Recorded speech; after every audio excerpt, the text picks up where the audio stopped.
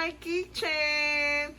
Today's vlog, mga sisi ko, mga mamsi ko, magluluto tayo ng shrimp curry. Yes, 2 kilo po yan ng hipon. Iba-iba po ang size. Tapos, ang gagamitin natin ay ang ating paboritong S&B curry from Japan. Meron tayong patis, pampalasa. Lalagyan din natin ng okra at saka sitaw. Ito po isang nyog, yung kanyang kakanggata. Meron tayong luya or ginger, onions or sibuyas. Meron ako ditong nakita sa rep na kimchi at saka celery. Yan, lalagyan din natin ng siling haba. At syempre, hindi mawawala ang ating garlic. Let's start the cooking! Magpainit na tayo ng ating mantika. Very simple po ang pagluluto nito. Napakadali. Alam niyo naman ang hipon, isa siya sa pinakamadaling lutuin. Ayan mga mamsi, pwede na natin ilagay yung ating luya. Nilakihan ko na yung hiwa. Total hipo naman po yung ating lulutuin, hindi mga beef or pork. Then wait lang natin mag-brown yung luya. Next na po si garlic.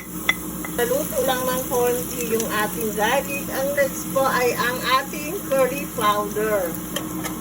Lagay ako ng ayan. Yung sa mantika nyo ilagay para mas okay. Bali isang kutsara at kalahati. I-ano natin ng kaunti yan sa mantika.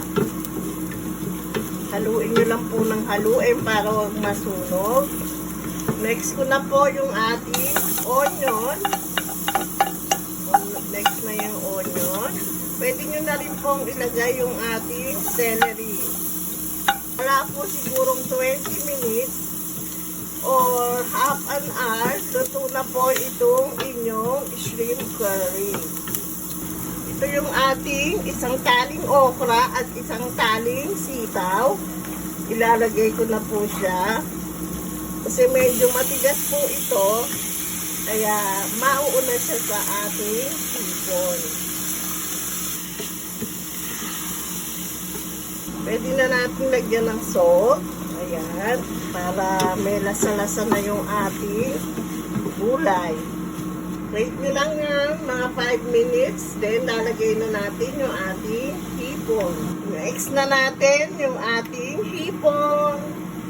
Ito yung 2 kilos ng hipon. Inalis po natin yung kanyang parang balbas dito. Ayan, ginupit ko po kanina at inugasang mabuti. Haluin lang po para tayong naghahalapos. Ayan. Bago natin haluin mabuti, lagyan na po natin ng patis. 3 kutsarang patis.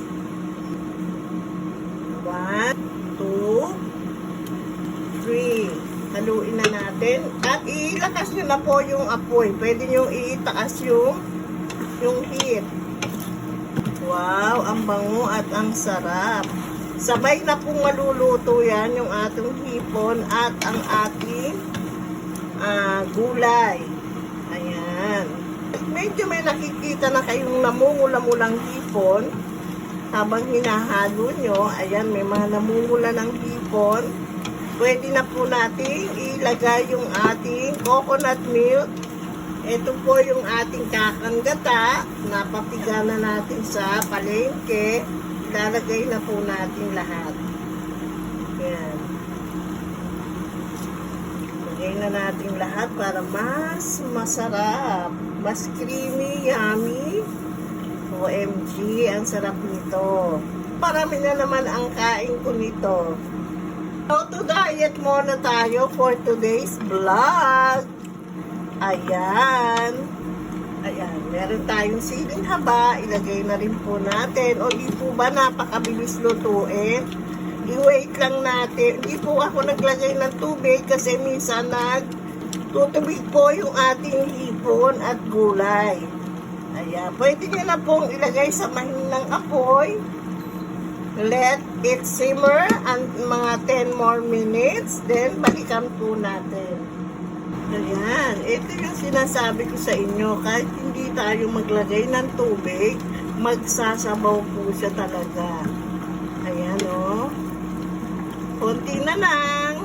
Luto na yan. Ayan, meron na lamang ilang-ilang hipo na hindi pa tinatamaan ng init.